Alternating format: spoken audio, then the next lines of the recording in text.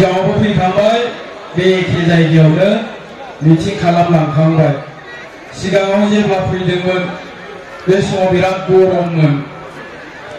बेवहाय दैयाबो माने बुंसारजोबनानै दंमोन अखा हादोंमोन दाथ' अखाबो हालिया गरमबो गैलिया बोथोरा सोलायबाय आरो बोथोरजों सोलायनायजों लोगोसेनो नै दिनै बिटिसिआव सरकारा सोलायनो थांगासिनो दं रायजो राजा नोंथांमोन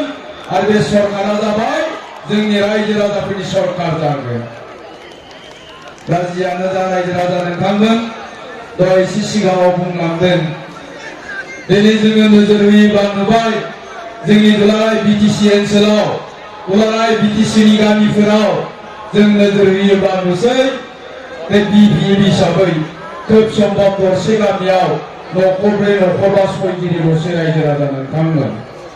गिदिरथार गामि दंबा 10-15 गिरि गामि दङ 10-15 गिरि न'खर दङ दा बिनि ओंथियानो जाबाय दिनै सोलायहोथारनांगौनि सर्तआव परिबर्तनखौ लुबैनानै दिनै बिटिसि बाखिनि 80 जौखोन्दोआनो इउपिपिएल हान्जानो भट होनो थांबाय दं रायजो राजा नोंथांमोन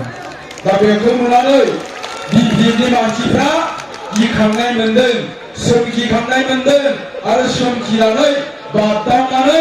दिनै रायजो राजाफोरखौ जेरैखि जाया सिगिसुग' खालामनो नाजादों आंखौबो बेबायदि खालामदोंमोन जोंनि बाक्सायाव बरमायाव आं जेला मिटिं खालामनो थांदोंमोन बै मिटिं खालामग्राफ्रा माबा फैसा गैयानो हुदा दालि ओंख्रि संनायखाय आं दालि गोजा जानो हायालै होननानै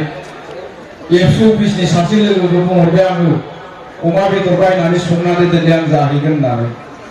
दा बेबायदिनो आं बरमाया एबसु अफिसाव जाहैबाय आं ओंखाम जाबाय थाबा बहानिफ्रायबा फैदों एसे बुग्लब जौ लोंनानै माबा बुग्लब जानाय आमाव लोगोफ्राबो दोलानाय बाइकफोरजों गोलैनाय नामा ओंखाम जाखांनानै फैबाय आङो ओंखाम जाखांनानै फैब्ला आदाजों एसे रायलायनो ओरै जाबाय दे रायलायगोन मा रायलायनो आदायाथ' पार्टिनिसो मानसि औ बेथ' एबसुनिसो अफिस पार्टिनि मानसिया एबसु अफिसाव मानो फैदों नोंथाङा थाबैनो थांनांगौनि जाहैबाय आङो सानबाय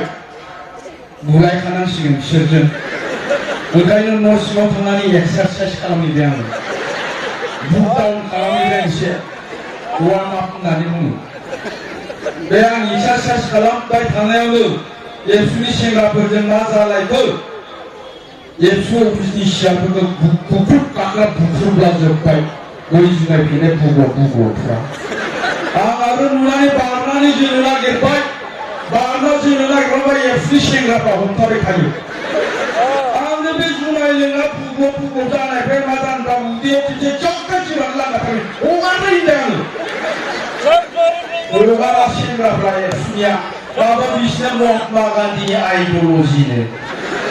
खावलाय फारसेथिं सोरबाबाथाय फारसेथिं पार्टि लानांगौ बिदिया जायालै आंना गोदो सिगाङाव फरायनायाव खेला सोलोंना फैनाय बबे जायगायाव जोनांगौ बेखौ मिथिखागौ खेबसे गासिबो लांगारदोंमोन आं दा बेबायदि जादों रायजोफोर मानोना दिनै बिपिएफआव साननो हनो गोरों बुजिनो हानाय मानसि रावबो गैलिया दा बेखायनो बुंदों बिपिएफआ जाबाय गंसे गोजाम मन्दिर बे मन्दिराव भगबान गैला जाय मन्दिराव भगबान गैया बेयाव रावबो फुजारि थाङा भक्त थाङा जाय मन्दिराव भगबानबो गैया फुजारिबो गैया भक्तबो गैया बे मन्दिराव फुर्ति बासा लायो आरो बे फुर्ति गासफ्रा दा बोरमा गोसोम जानो लुबैनानै दाउसा फिसा जानो लुबैनानै मालाबा जोङो खोमानि अखाबो दाख्लैबो खोमा अख्लाबदोंनो नङा होमबा मानोना दिनै जों गासै रायजो राजाफ्रा बयबो सोलायनायखौ लुबैबाय परिबर्तनखौ लुबैबाय आरो परिबर्तनखौ जों मानो लुबैदों जों बयबो दिनै दाजाब दानख' खालामदों हिसाब खिथाब खालामदों बे 17 बोसोराव बिपिएफआ जोंनि रायजो राजाफोरनि थाखाय मा खालामखो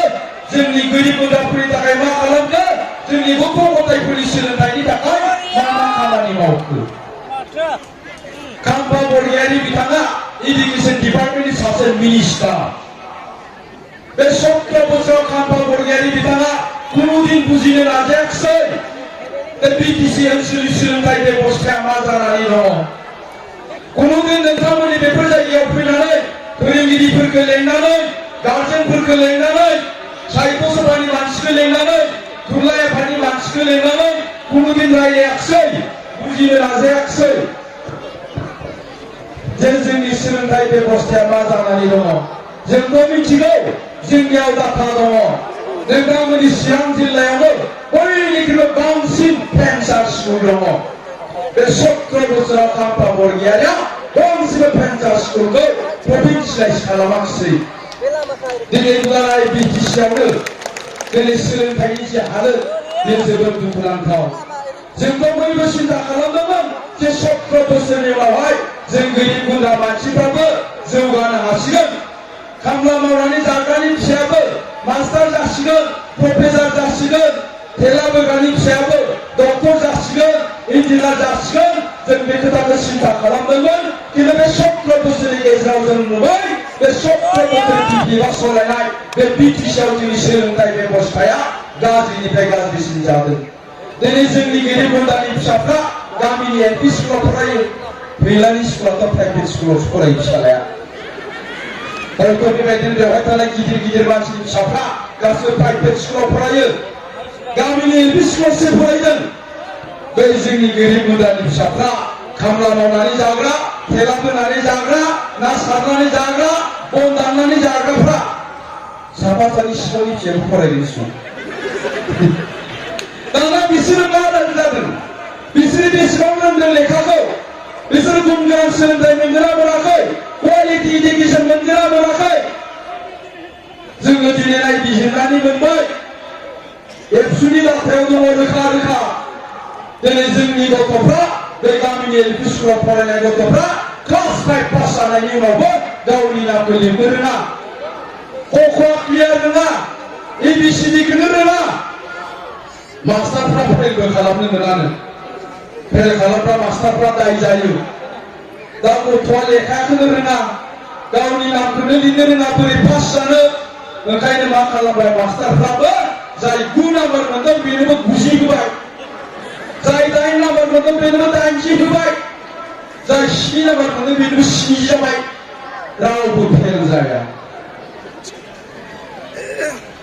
नाथाय जेला मेट्रिक लिरो मा जाखो मेट्रिकआव फेल जाबाय नङाबा 3rd डिभिजन मोनबाय 2nd डिभिजन मोनबाय 3rd डिभिजन 2nd डिभिजनाथ' जेरावबो सोलिया दानि दिनाव दा बेखायनो जोङो सानदों जोङो जुदि जौगानो गोनांबा थेला बोग्रायाबो गाबोननि दिनाव जुदि सोलायनो गोनांबा खामला मावग्रानि न'खराबो जुदि सोलायनो गोनांबा बैसोरनि गथ'फ्रा लेखा गोरों जाथारनांगोन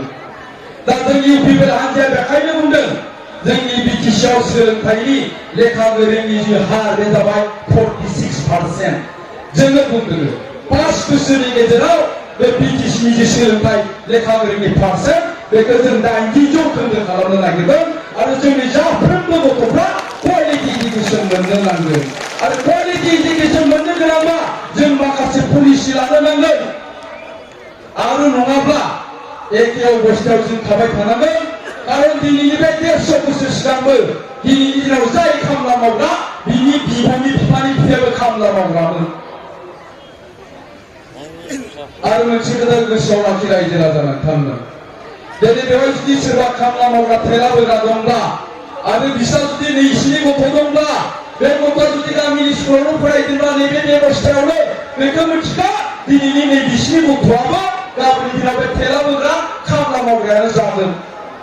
दा जों ओंखायनो बेफोर बेबस्थाखौ सोलायनो नागिरदों जोंनि गोरिब गुन्द्रानि गथ'फोरनोबो जोङो क्वालिटि इडुकेसन होनो नागिरदों दा बेखायनो बैफोर सिस्टेमखौ सोलायनो गोनांब्ला जोंहा दिनै सरकारानो सोलायनांगोन रायजो राजा नोंथांमोन बे 17 बोसोराव कुनुदिन बेफोरबायदि मोजां खोथाखौ सिन्था खालामबोआखिसै बिपिएफफ्रा बे 17 बोसोराव खालि जोंनि गोरिब गुन्द्रा मानसिफोरखौ थगायबोदों जाख्ल'बोदों जब कार्डनि मुङाव न'नि आइडिनि मुङाव आरो दिनैनि दिनाव मा खालामबावदों रायजो राजाफोरनि गेजेराव हाबनानै गोरिब गुन्द्रा मानसिफोरखौ आरो थगायबावदों मा खालामदों नैबे साननैसोआव दा बिपिएफनि अफिस बस बिराद हिनजावफोर ज' थांनाय नुदों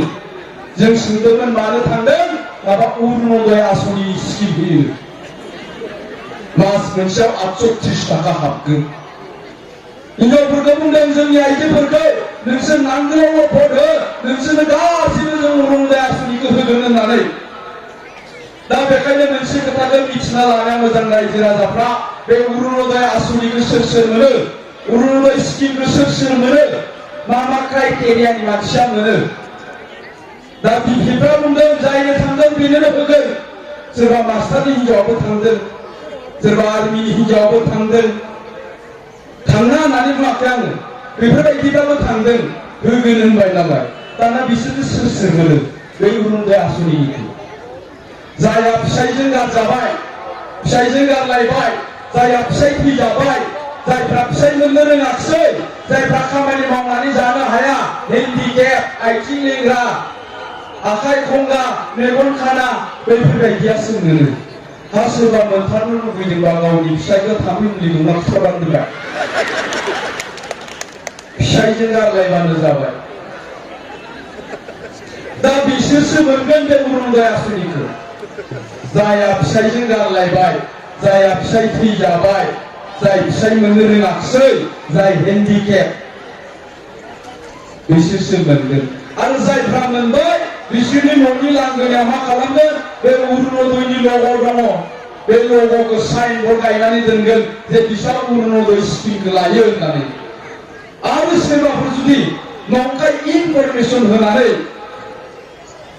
फिसाइ थैजायोबो फिसाइ थैजानाय होननानै फिसाइ गारजायोबो फिसाइ गारजानाय होननानै बे आसनिखौ जुदि लायोब्ला बे जेल जानांगोन बेखौ आं बुङाखै आसाम सरकारासो बुंदोंमोन दा अब्ला बोरै मोनगोन जायो बेनो बयबो बोरै जानांगोन अरुणोदय आसनिखौ खिन्थु बिफिआ मा बुंदों बेखौनो जोंनो नांगौल' भट हो गासिबो खालामनानै होगोन दा जोंहा बेफोरबायदि थगायजानायनि सम गैया रायजो राजा नोंथांमोन जों दिनै सोलायनो नागिरदों परिबर्तन लाबोनो नागिरदों जोंनि गोरिब गुन्द्रा रायजो राजाफोरनि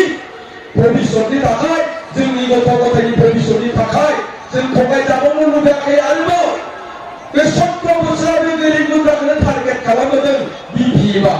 गोरिब गुन्द्रानि जब कार्डनि मुङाव जाख्ल'बोबाय बिसोरो गोबां जायगायाव जों केम्पेइन खालामनो थांनायाव रायजो राजाफोरनाव जेला जों जब कार्डनि खोथाखौ सोङो रायजो राजाफ्रा बुङो जे सारमोन जोंनियाव फैसा हाबोब्ला बिपिनि मेम्बार चेयारमेनफ्रा जोंखौ बेंकआव लानानै थाङो 1500 हाबोब्ला बेंकआव थांनायनि थाखाय हाजिरा हिसाबै जोंनो 300 होनानै 1200 थाखाबो गावसोरनो लायो होननानै बुंदों दा बेबायदिनो गोबां जायगायाव बे जब कार्डनि फैसाया हाबोब्ला बिनिफां समाव न' थांनानै बे मेम्बारफ्रा बिफिनो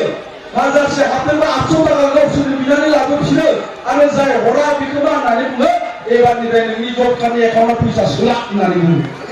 दा बेबायदि अबस्था जानानै दं दा जों बेफोरनिफ्राय बयबो उदां जानांगोन ना जानाङा जों उदां जानो लुबैयाखै बेनिफ्राय जों बयबो बेनिफ्राय उदां जानो लुबैदों बेखायनो जों दिनै सोलायनायनि खोथाखौनो बुंदों परिबर्तननि खोथाखौ बुंदों दिनै मेम्बारफ्रा चेयारमेनफ्रा गावसिनि नामावबो जब कार्ड दं हिनजावनि नामावबो फिसाला नामावबो फिसाजोनि नामावबो जब कार्ड दं आरो सोरनियाबा मा दंबावो नामा फैलानि खर'आ मेन्देलानि बेबायदि फैसा दिहुननानै जागोना जायाखै बै मोनसे एप्स दङ बै सेंग्राफ्रा मिथिगौ बै एप्सखौ लड खालामनानै ला इनस्टल खालामनानै ला बेवहाय बुबानो जाबाय हयथ' बियार फेरेंगा सारनिबो नाम थानो हागौ खिन्थु खर'आ रनजितनिसो खोमा बेबायदि दा बेखायनो जोङो बेफोरबायदि कारापसननिफ्राय बयबो उदां जानो लुबैदों रायजो राजा नोंथांमोन आं गोलाव बुंला आंबो बुंदों मानो गिदिर गिदिर मिथिं लाबाय थानांगौब्ला देरहाखारनांगौ फैसा खरस जायो होननानै थानाङा बुंदोंमोन आं न' खोथा हरलायबाय आंनो 2.5 लाख गोरलै फैयो जाहैबाय आं नों 2.5 लाख मोनबाबो थांनांगोन र' थगायसोना माइजों गावसो मिथिगौलै दा रायजो राजा नोंथांमोन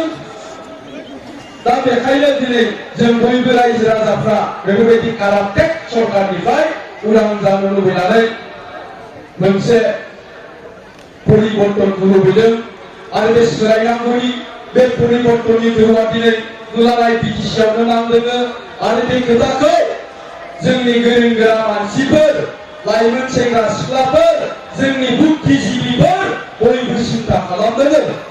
आरो बिसोरनि सिन्था धाराजोंनो बिसोरनि साननायजोंनो दिनैफोराय बिटिसिआव बे सोलायनांगौआ सुनामि जानानै बारगासिनो दङ रायजो राजा नोंथांमोन आं दहायनो बुंदोंमोन दिनै 80% रायजो राजाफ्रा बिटिसिनि 80% रायजो राजाफ्रा बयबो सोलायनांगौनि थाखाय भट होनो थियारि जाबाय खालि डेटखौल' नेनानै दङ दा बेखायनो दिनैनि दिनावहाय बे सोलायनायनिफ्राय रावबो हमथानो हालिया आरो बे सोलायनायनि दोहौजोंनो बे इउपिपिएल हान्जाया गाबोननि दिनाव जुदि बिसायख'थिया जायोबा 30निफ्राय 32टा समस्थियाव देरहानानै सरकार दागोना 100% जाबाय रायजोखौ जोङो सिन्था खालामदोंमोन देग्लाय सोलायनायनि उनावहाय सरकारा परिबर्तन फैनायनि उनावहाय जों गोरिब गुन्द्रा जेसेबां जाथि जनगोष्ठी दं बयबो समानै जौगालांनो होननानै मानोना गुबुन गुबुन जाथि जनगोष्ठीयाबो जौगानांगोन बिटिसिआव थानाय आदिबासी नेपाली बेंगली राजबंशी गासिबो समानै जौगानांगोन बिसोरबो जाथि हिसाबै थांनानै थानांगोन आरो बयबो जाथि हिसाबै थांनानै थानो गोनांबा गावसिनि भाषा गावसिनि हारिमु गावसिनि गाननाय जोमनायखौ हमथानानै लाखिनो हानांगोन नाथाय बिटिसिआव मा जादों बे 17 बोसोराव बिटिसिआव बे 17 बोसोराव जोंथ' नुबाय नोंथांमोननि जायगायाव एसे नुदों बे बागुरुम्बा मोसानाय खेराइ मोसानायखौ किन्तु जोंनि जायगायाव दिनै बागुरुम्बा मोसाग्रा खेराइ मोसाग्रा खाम दामग्रा सिफुं दामग्रा सेरजा दामग्रा नागिरनानै मोनलिया जाहोना मोनसेल' बे 17 बोसोराव बेफोरबायदि आर्टिस्टफोरखौ बागुरुम्बा मोसानाय खाम दामनाय सेरजा दामनाय सिफुं दामनायखौनो थांनानै थानायनि राहा हिसाबै लानांगौनि थाखाय बे 17 बोसोराव बिटिआरआ जेबो मावाखिसै जोङो बुंबोबाय थादों जों आर्टिस्टफ्रा बुंबोबाय थादों हाग्रामा महिलारिखौ लोगो हमदों खाम्फा बरगयारिखौ लोगो हमदों बिथांमोननो जों माखासे पलिसि होदों बे जोंनि हारिमुखौ फेहेरनांगौब्ला जोंनि हारिमुखौ जुदि फोथांनानै लाखिनांगौब्ला हारिमुजों जड़ित जानानै थानाय साफ्रोमबो आर्टिस्टआ थांनानै थानायनि राहा मोननांगोन नाथाय बिथांमोना बिनि थाखाय जेबो खामानि मावाखिसै जायनि थाखाय बेफोर हारिमुआ दिनै जोंनिफ्राय गोमालांबाय गुबुन जाथिनिखौथ' मा बुंबावनो आदिबासीनि खोथाखौ मा बुंनो बेंगली नेपालीनि खोथाखौ मा बुंनो जेराव जोंनि हारिमुआनो गोमालांनो हमदों बे 17 बोसोराव दा बेखायनो जों सानबाय बे 17 बोसोराव बे सिनेमा एन्ड कालचार डिपार्टमेन्टनि फैसाखौ बिटिआरआ मा खालामखो मायाव बाहायखो बहा सावनानै जाखो बेखौ जोङो नायनो थाखाय आरटिआइ होदोंमोन 2015निफ्राय देग्लाय 2020 सनसिम बेखौ जोङो गाबोन आरो समनियानि गेजेराव प्रेस मिट होगोन रायजोखौ गासै डाटाखौ जों दा मोनजोब्बाय बे 5 बोसोरनि गेजेरावहाय बे सिनेमा एन्ड कालचारनि नामाव 20 कोटि फैसा सेंसन जादोंमोन दाना बे 20 कोटि फैसाखौ सोर जादों मिथिबाय रायजोखौ जोबोद दुखुनांथाव जोबोद लाजिथाव बे 5 बोसोरनि गेजेराव बे सिनेमा एन्ड कालचार डिपार्टमेन्टनि इएमनि के बिथाङा गावनि हिनजावनि नामाव सिनेमा दिहुननायनि नामाव 5 लाख 6 लाख 4 लाख 5 लाख खेबबा दिहुनबाय आरो माखासे गोलाव लिस्ट दङ जायखौ जों रावखौबो सिनायनो हाया रावबो मेथाइ रोजाबग्राबो नङा रावबो मोसाग्राबो नङा रावबो एक्टिं खालामग्राबो नङा नागिरनायनि उनाव जों नुबाय माखासे बिटिआरनि नेताफोर माखासे बिटिआरनि नेतानि बाय बाहागि सोरबा इएमनि बाय बाहागि सोरबा अफिसनि सुखिदार सोरबा सेक्रेटारि अफिसनि बे माबाफोर खेरानिफ्रा गावसोरजों गावसोर बे 20 कोटि फैसाखौ राननानै जाजोबदोंमोन बेसे दुखुनांथाव बाथ्रा बेयो जोंनि थाखाय दा बेफोर गासै डाटाया जोंनाव दङ गाबोन आरो समनियानि गेजेराव जोङो बेखौ प्रेस मिट खालामनानै रायजो राजाफोरनो गुवारै फोरमायनानै होगोन आरो जों बिथांमोनखौ केस होनो थांबाय दङ जेल जानांगोन साफ्रोमबो दा बिनि थाखायनो दिनै जायफोर महरगिरिफ्रा मोजां खोथाखौ सिन्था खालामनो हादों जायफोर महरगिरिफ्रा दिनै मोजां खोथाखौ बुजिनो हादों बैफोर साफ्रोमाबो सोलायनांगौनि थाखाय दिनै इउपिपिएल हान्जाजों खामानि मावबाय दङ आरो जायफोर आर्टिस्टफ्रा नैबे बिसायख'थिनि टाइमाव गरसे गरनै फैसाखौ लब खालामदों गरसे गरनै फैसानि थाखाय बिथांमोना दिनै बिटिएफजों ओंखारदों जा बुंनो गोनां खोथा गैया बिसोर ओंखारनायखौ किन्तु जायफोर आर्टिस्टफ्रा दिनै समाजनि थाखाय हारिनि थाखाय सिन्था खालामदों सिन्था खालामदों बैसोर साफ्रोमबो आर्टिस्टआ दिनै इउपिपिनि जानानै खामानि मावबाय दं मानोना जों सोलायनांगोन बेफोराव आरो बेफोरखौ सोलायनो गोनांबा खाम्फा बरगयारिजों रायलायनानै जाया हाग्रामाजों रायलायनानै जाया बिपिपि एमएमसिजों रायलायनानै जालिया बिसोरखौ सोलायनानैसो जों मावनांगोन खामानिखौ मानोना बिथांमोना जोंथ' नुदों नोंथांमोनाबो निश्चय खोनायो कालि फुजा बा बांसिन खोनायोमोन जोङो सेमा फुजा ना मा होनना बुङो कालि फुजायाव मा खोनायो जोङो माबा जुवा गेलेनानै हाग्रामा 1 कोटि लाख मोनदोंनोलै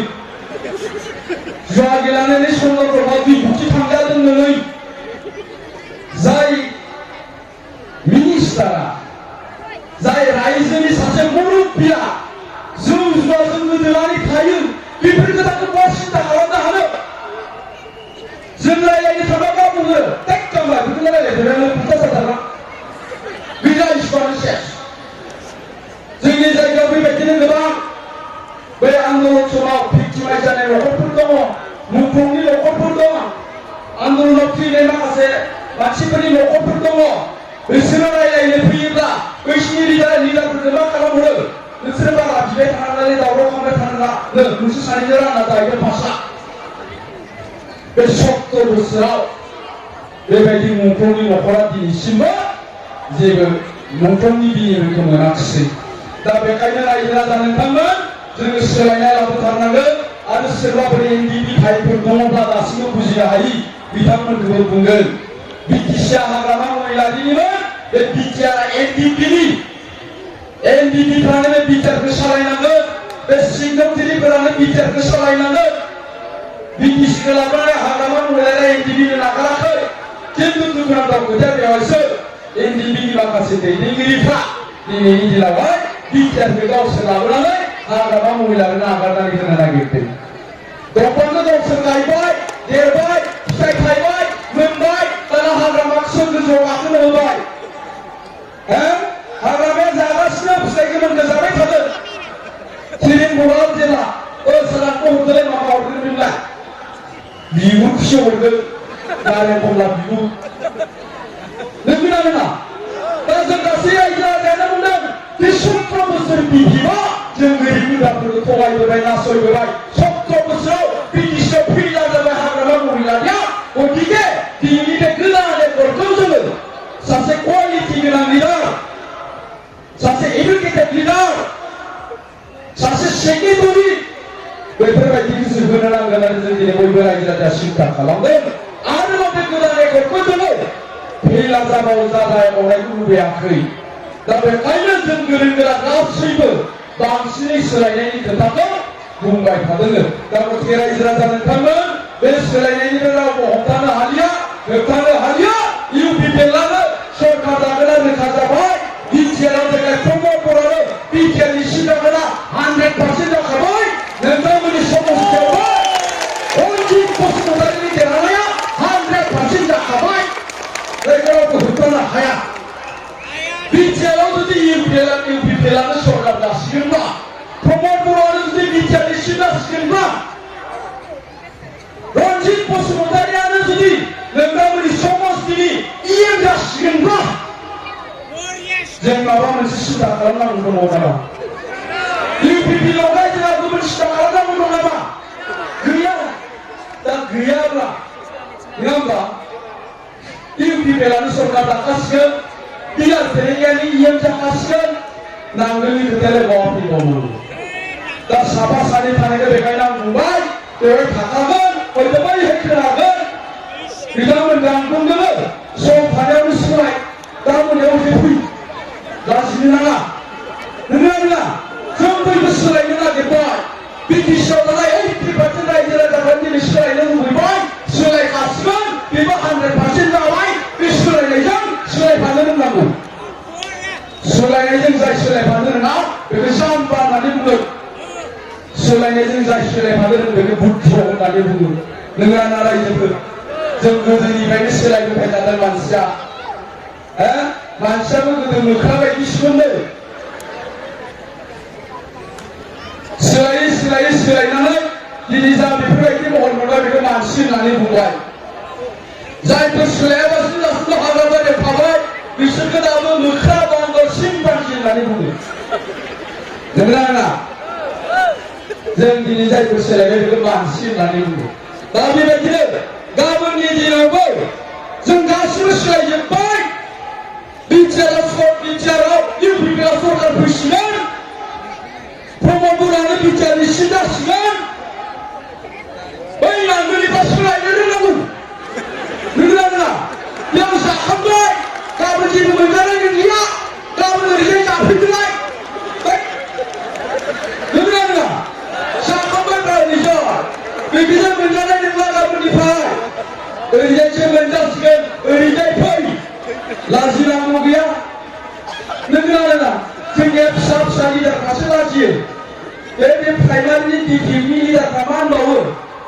आं प्रेसिडेन्ट जाबाय दा प्राइमारिनि मैया सम्राट बसुमतारी इउथ डिपिनि जेनेरेल सेक्रेटारि सेन्ट्रेलनिया रिजिगनेसन होबाय हयथ' बिजेपि नाबा इउपिपिआव फैगोन बै प्राइमारि फिसा सेक्रेटारि प्रेसिडेन्टआलाय बेखौलाय मानो साननांगौ जाखो नंगौना नङा रायजोफोर दा बेखायनो रावबो गोनो गोथो थानो नांला गिनायनि खोथाखौथ' बुंखानो नाङा जों रावखौबो गिया दिनैनि दिनाव जेबो खालामनो हाया खिन्थु अयभास दं नालाय एसे एसे सिगिनो नागिरो अयभास दङ